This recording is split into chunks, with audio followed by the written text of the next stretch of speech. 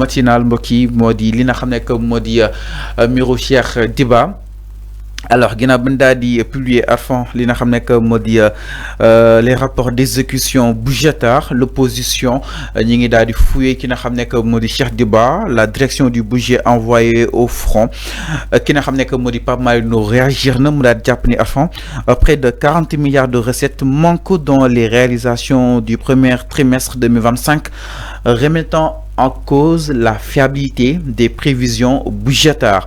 Alors nee na lu daal di den nag lu daal di toll si ñeent fukki milliards arfan si wàllu recettes yi des na jëm si réalisation bi nga xam ne war nañ ko amal si premier trimestre bu 2025 loolu dafay remettre en question fiabilité yi nga xam ni itam am na si prévision budgétaire yi nga xam ni itam génne nañ ko ba tey sur les 131 milliards de recettes recouvrées en 2024 mais comptabilisées dans l'exercice 2023 l'ancien ministre se demandant s'il y a un gap de 43,1 milliards par rapport aux recettes prévues pour yenn at yi war a ñëw alors moom ba tey jàpp na ni nag chiffres yi sincèrewul te itam am na ay contradictions yi nga xam tam am na si allant dans ce sens les chiffres de la Cour des comptes ont été modifiés ou revus à la baisse parce que bokk ak li nga xam tam Cour des comptes génne na ko entre autres de contradictions yi nga xam tam am na si wàllu wunu mel exemple Massamba Diagne mu nekk directeur du budget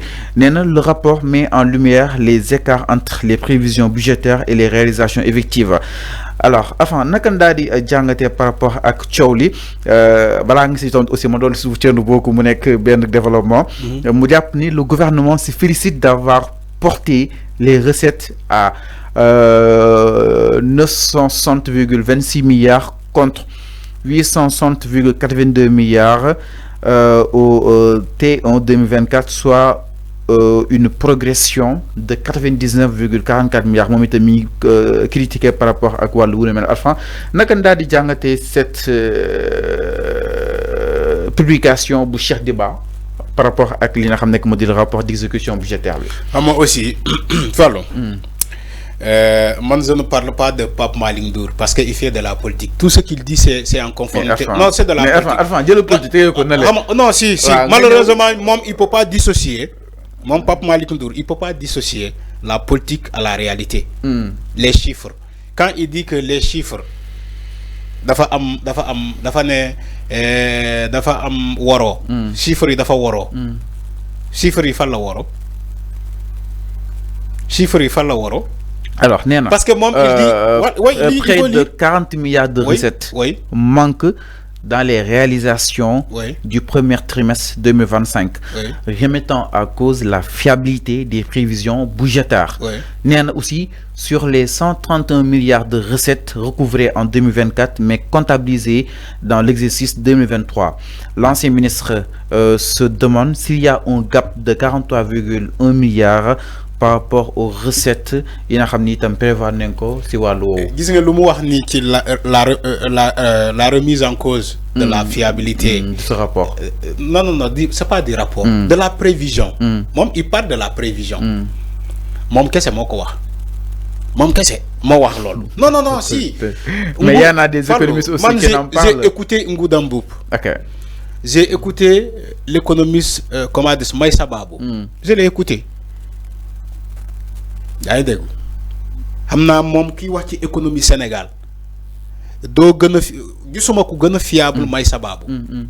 J'ai écouté Maïssa Babou lan la wax waxul ci la sincérité budgétaire dafa ne ñun Sénégal suñu gafa c'est vrai que dafa tagga tembe mais nañ ko waxtaanee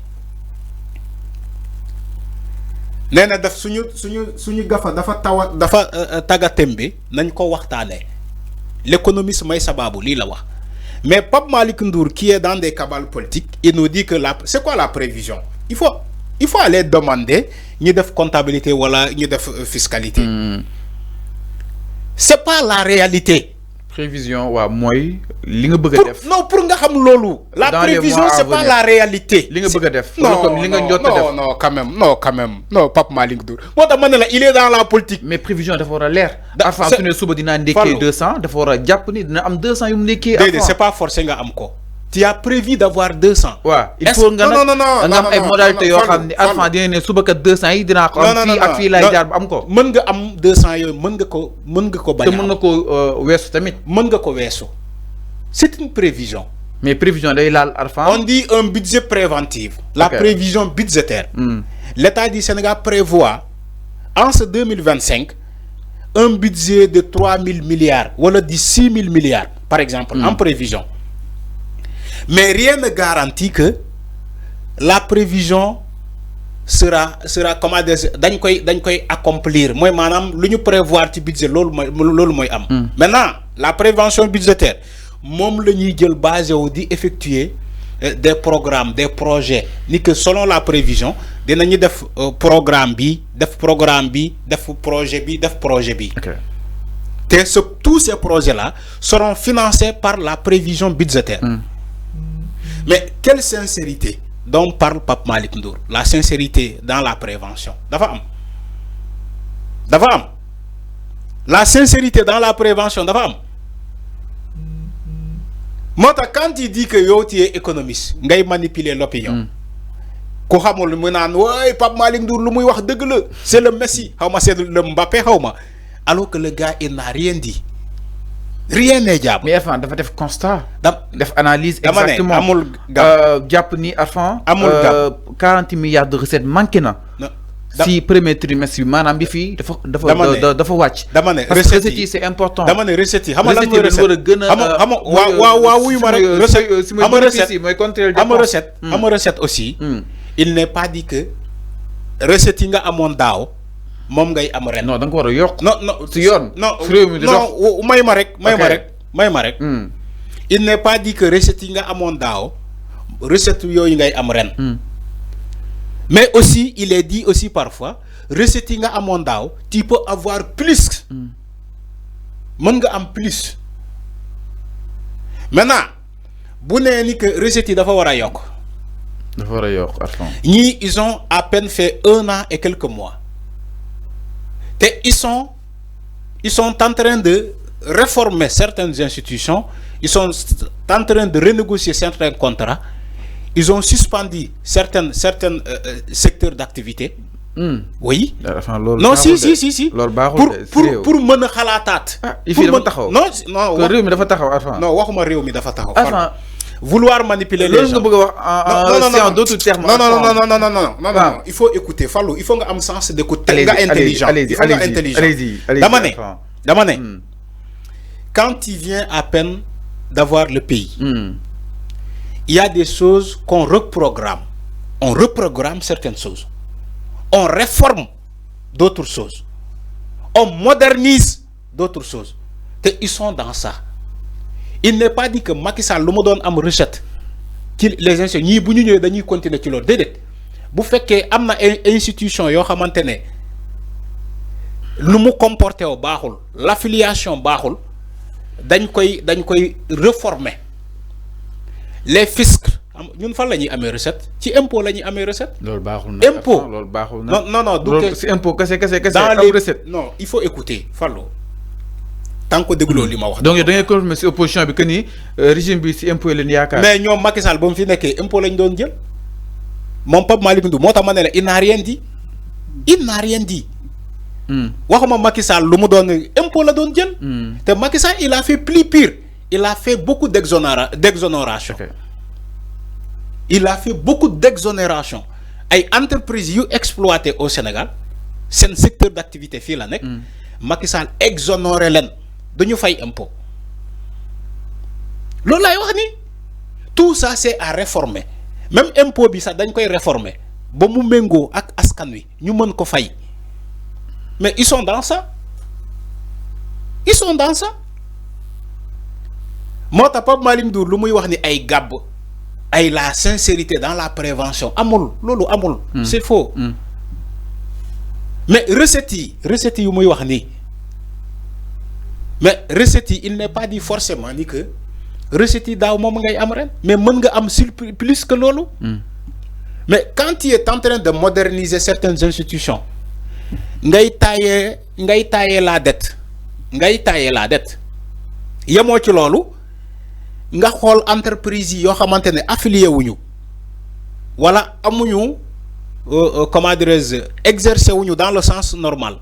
nga mën a enrôler ces entreprises là waxtaan ak ñoom ba ñu régler seen situation ba ñu légal entreprise yi taxaw di naan du ñu fay impôt nga xool nooy communiquer ak ñoom nga moderniser impôt bi réformer impôt bi ba sénégalais yépp mën a fay impôt. Parce que dans tous les pays au monde. Donc, dans le Japon, peut-être résumé. Donc, ces chiffres peuvent être expliqués par rapport à aujourd'hui.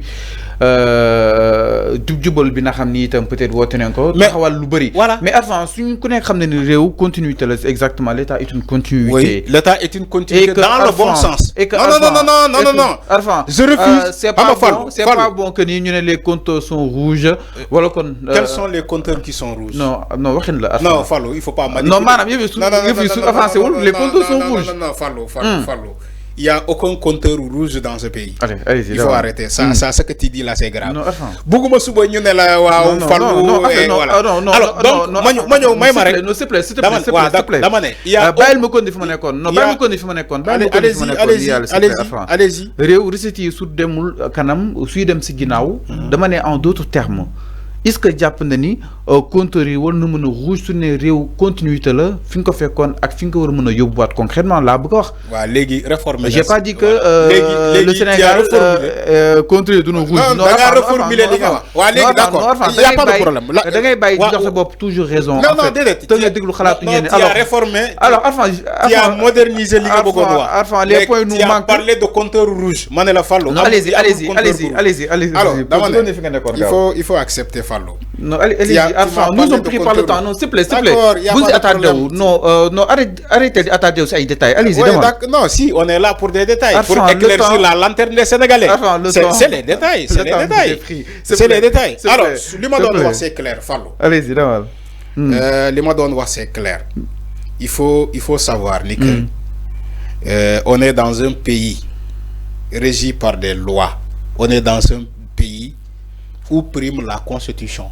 On est dans un pays où il y a un corps de contrôle ni les rapports budgétaires, les finances publiques, les marchés référentiels, les marchés proportionnels. Les recettes fiscales dafa am ay juntukay wala ay institutions yu mu bugaan waxee daggkat juuti mooy maanaam comment dirais-je le domaine ay institutions yu mel noonu yoo xamante ñoom dañuy récupérer tout ce qui est comment dirais-je impôt te Sénégal boo xamee Sénégal c'est un pays qui se repose par l'impôt dans tous les pays au monde boo fa demee ñi dañuy fay impôt citoyens dañuy fay impôt même la France les pays les plus développés citoyens dañuy fay taxe dañuy fay impôt Sénégal ngay ñëw ay nit ne lan yenn seen économie yëpp da ngeen basé ci impôt ñun dañu fay impôt yenn yaakaaroo leen lu dul impôt mais Sénégal moo bindee noonu Sénégal moo bindoo noonu mais ñoom ñiy wax ni yenn yaakaaroo leen lu dul impôt loolu ay wax neen la parce que entre-temps il y a des ressources naturelles yoo xamante ne feeñ na fi ñu ngi koy exploiter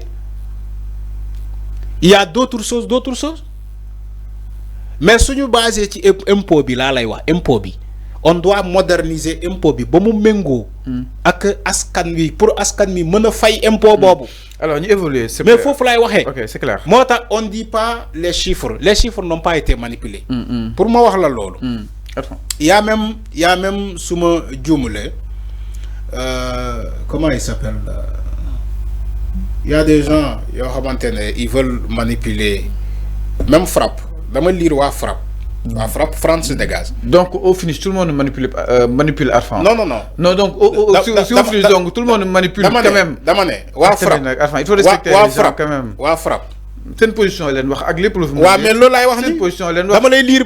waaw pourquoi nga ne ñoom dañuy manipuler. parce que y a des gens qui manipulent comme. waxuma la waa Frappe dañuy manipuler waxuma noonu. il faut écouter moo tax ma ne la man li may waaj a wax tant que dégguloo doo comprendre waxuma ni que waa FRAPP dañuy manipuler. alors defal tënk ko nga dama ne waa FRAPP ñu ne la FRAPP ou bien le FRAPP France Dégage accepte. Il dit waa FRAPP ont accepté. Accepte les motifs avancés par le ministre des Finances pour expliquer le retard de la publication. Il exige la publication sans délai des bulletins statistiques de la dette de T3 et T4 de 2024 et T1 de 2025. Mais ils ont accepté le retard. Man fofu lay waxé ak yow waxuma ki moy manipuler dama né Pape Malick Ndour il est dans la chose politique motam mu waxé ko politique. Non manipulation nga wax enfin peut-être de la rich rek. Manipulation non mané il y a des gens qui manipulent. Yaa ngi lire manipulation yi. Non Fall waxuma ni FRAPP da fay manipuler dama doon lire FRAPP lu mu bind. Les gens qui manipulent donc qu'est-ce qui mais ñu melni Pape Malick Ndour dañuy manipuler. Oui. C'est des manipulateurs. Au finish, tout le monde manipule. Même toi, tu es un manipulateur. Oui, parce que Benno Bokk Yaakaar nga bokk. Vous manipulez. Alors que yéen a dàq lu ne fang def ngeen ko fi. Vous avez manipulé des chiffres, vous avez maquillé des chiffres. Enfin, s'il te plaît. xam na kenn waxoon ni Pastef nga bokk kenn waxoon ni Ousmane Sonko nga bokk. te soo fi toogee boobu ba tey moom ngay défendre donc Arfan respecte la position des autres dañuy wax seen xalaat ak ni mu gisee alors je pense que c'est ça réew mi dafa soxla li nga xam ne que moo di pluralité de ces idées ñu laaj ñu itam.